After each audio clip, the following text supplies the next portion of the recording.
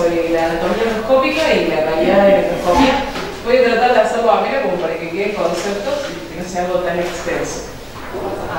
Bien. Dentro de las primeras imágenes que vemos al hacer la endoscopia alta es la lengua, y después vamos a encontrarnos con las estructuras diferentes de la hora faríngea. Vamos a ir pasando por la úvula, luego nos encontramos con la epiglotis y vamos a encontrar los cartílagos aristenoides que debemos pasar por debajo para poder llegar al esófago. El esófago, bueno, es este órgano tubular que va a estar conectando desde el crico faríngeo hacia la unión esofagástrica, lo vamos a encontrar, y lo que tiene de interesante al hacer la endoscopia es que vamos a tener diferentes imprentas que hace la aorta, el principal bronquio izquierdo y la unión esofagástrica, el diafragma, ¿sí? Por otro lado, vamos a encontrar en la endoscopia,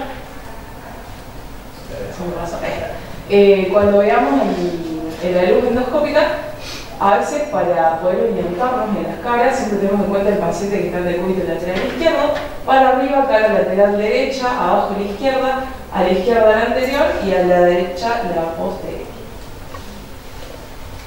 Lo que es la unión esofagástrica, por lo general lo encontramos como que es este cambio mucoso, o sea, hay un cambio justamente de coloración.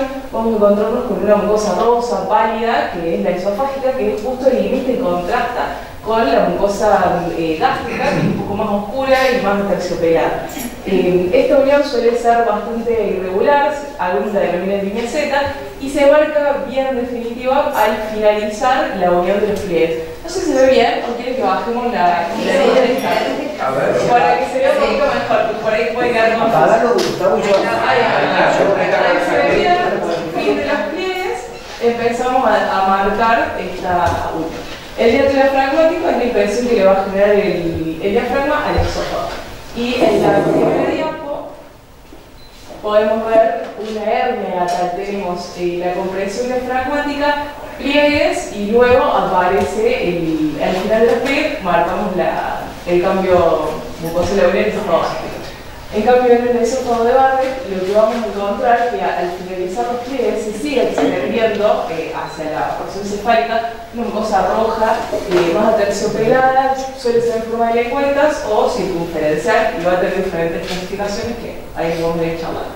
Con respecto a lo que es el estómago, al ingresar, nos encontramos con las curvaturas, y para ubicarnos un poco, la curvatura mayor va a ser la que tiene estos pliegues longitudinales, está a la izquierda, y se nota, tiene contraste bien con la menor, que la vamos a encontrar a la derecha, donde tenemos, a la izquierda, perdón, que tiene, no se me confunde, a la derecha encontramos a la curvatura menor, que va a ser artificial, que no tiene la incisura, y hacia abajo tenemos a la cara posterior. Con respecto a lo que es el avance de la endoscopia, vamos a encontrar hacia la región antral, a la incisura y al antro. ¿Sí? Y en imágenes tenemos todo lo que llamamos curvatura mayor, bien con sus pliegues marcados de cuerpo gástrico, y aquí tenemos el antro, incisura y el pico. Es un breve repasito porque hay gente que se está iniciando por lo que entiendo. En retroversión nos vamos a encontrar hacia arriba, si el endoscopio se flexiona, nos encontramos con lo que es el fundus, y vamos a ubicar el cardias. Para verlo se suele hacer un giro del endoscopio y podemos determinar si está laxo, si lo comprime bien o si hay espacio entre el endoscopio y el cierre. Bien, en lo que es la imagen duodenal, es importante seguir teniendo en cuenta el recúbito lateral izquierdo del paciente. Encontramos en el borde en la imagen, borde superior e inferior, sobre todo para ubicar lesiones, cara anterior y cara posterior. Principalmente por el tema de la ubicación de las úlceras, cuando uno las encuentra, las trata, después para dejarlo bien documentado e ir a buscarlas más fácil. En la segunda porción encontramos todos pliegues circulares, y tenemos que prestar atención en la cantidad de pliegues, en las vellosidades, y sobre todo si se ven más atrofiadas, que se vean más chiquitos o que haya pocos. Tener en cuenta la insuflación. Cuando llegamos a la segunda porción, a veces por tanta insuflación se empiezan a achatar. Pasamos a la próxima. Para hablar un poco de la calidad de la endoscopía y de la endoscopía alta, encontré un artículo lindo que está publicado en la revista del ACTA, donde tira los principales conceptos y toma en cuenta el preprocedimiento, intraprocedimiento de la endoscopía y el post. Dentro del preprocedimiento, lo más importante y a lo que más relevancia se le da es lo que tenga una indicación adecuada, porque de esa forma se van a encontrar hallazgos, o sea, van a ser más relevantes los hallazgos que vamos a encontrar. El consentimiento informado es súper importante, si nunca olvidárselo. Pasemos a la próxima. Dentro de todas las indicaciones son un montón, de las más importantes o de las que no hay que olvidarse, pacientes que tienen disfagia, pacientes que tienen síntomas de reflujo que están tratados y que no responden, hemorragias digestivas que pueden estar activas o que pueden ser por anemia ferropénica. Otras de las indicaciones, pacientes que tienen síntomas digestivos altos que persisten a pesar del tratamiento o que asocian esos síntomas a signos de alarma, como es pérdida de peso, como es anorexia, pacientes mayores de 45 años, también para ser terapéuticas y para el screening de varices esofágicas, entre otras, son un montón.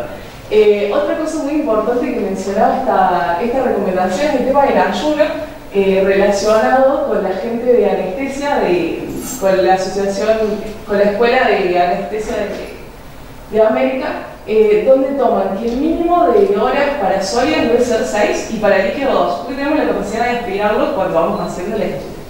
Pasemos.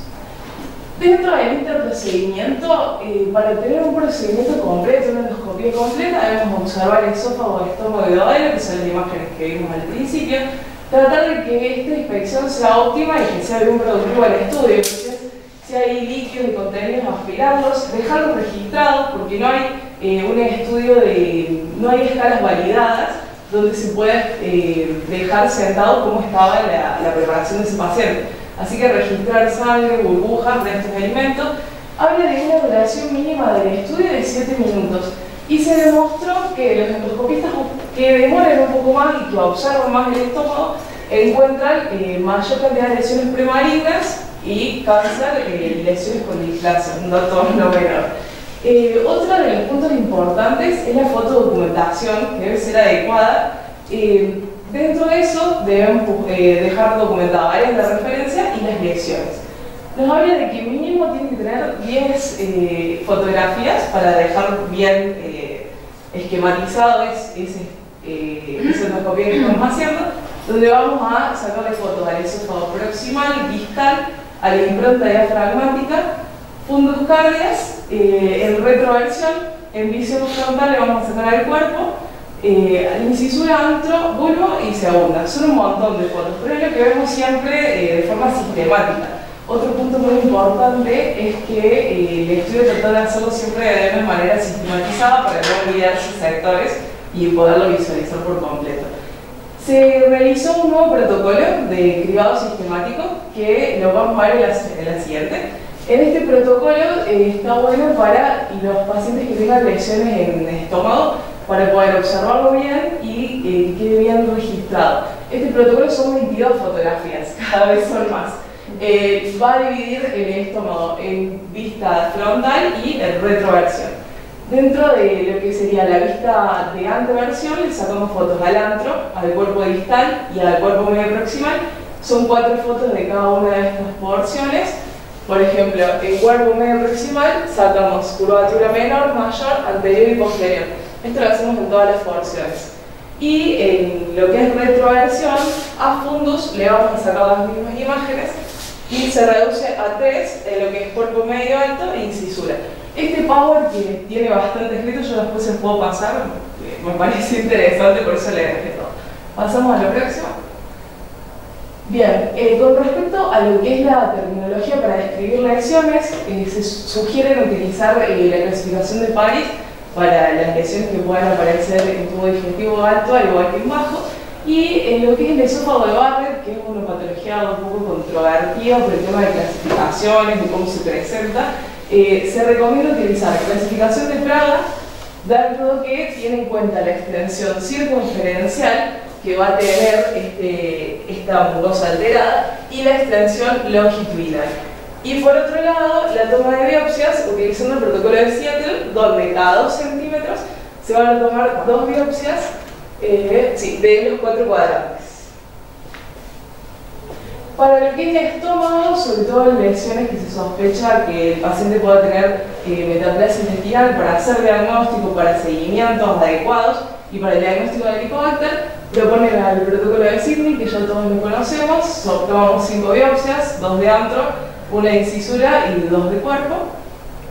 Pasamos.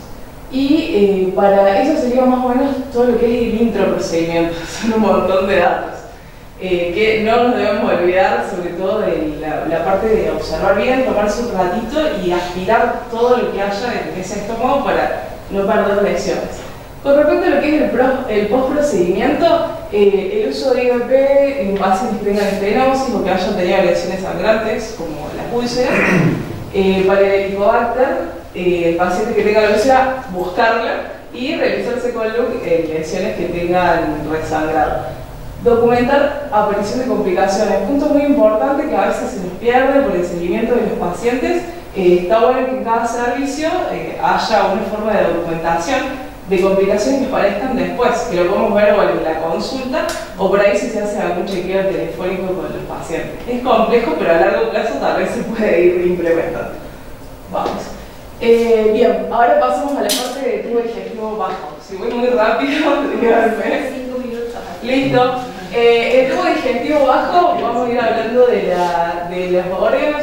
El recto, esta imagen está en retroversión para que puedan apreciar las válvulas de Houston, que es uno de los lugares donde se esconden las lesiones y las perdemos. Vamos a la otra. En colon transverso, la imagen clásica triangular, que va a estar determinada porque los músculos circulares son bastante delgados y los longitudinales son más fuertes, las teñas, que dan esta configuración. Otra cosa importante es la sombra que tiene el hígado sobre una de las flexuras, que es la flexura hepática, y se puede ver este borde que se denomina, se puede ver como si fuese una prominencia. En lo que es el colon proximal y hacia el ciego, tener en cuenta 3 parámetros de referencia, que es el ósteo appendicular, la válvula idiocecal y la confluencia de los pliegues. Esto ya voy rápido para... Comparamos una foto del ilion con el colon, tener en cuenta que el ilion tiene esa mucosa que tiene un aspecto más granular, mucho pegando, como si fuese un papel de lija. El colon es una superficie pálida, más brillante que el patrón, su mucoso está bien visible, salvo que haya inflamación. Pasamos. Con respecto a lo que es calidad de un colonoscopia, me voy a quedar acá y después les paso la clase. En este informe utilizamos las guías del Instituto Nacional del Cáncer que se hicieron en 2019. Estas recomendaciones las basan en las guías de EGE de 2017, y lo que tratan de hacer es hacer una unificación de la práctica de la colonoscopia para tratar de registrar mejor los hallazgos y que el procedimiento sea más efectivo. Dividen el procedimiento en lo que sería pre-procedimiento, procedimiento y post. Dentro del preprocedimiento, una de las cosas más importantes es la tasa de preparación colónica, que tiene que ser adecuada en un 90%. Para evaluar esa preparación, ya dentro del estudio, utilizamos la escala de Boston, que dividimos el colon en 3 sectores, le vamos a dar hasta 3 puntos a cada una. Y si querés pasar, encontramos la imagen. Según el tipo de preparación, vamos a encontrar en la primera 0, que está muy mal preparado, hay mucho resto. Ese resto no se puede sacar, la mucosa no se puede observar. Después vamos encontrando que cada vez se va limpiando más y le damos puntajes. Vamos a ver. Lo ideal es que sea mayor a 6 esa preparación, para que sea medianamente efectivo. Dentro de todo esto son las recomendaciones para que la preparación sea más óptima. Básicamente hay que explicarle al paciente, sentarle, comentarle todo, cómo es, qué complicaciones puede tener mientras se prepara. No se recomienda el uso de fosfatos, que antes era muy común, estamos tratando de dejarlo. Utilizar el polietilenglicol en diferentes patologías y se puede hacer en alto o bajo volumen. Vamos a ver.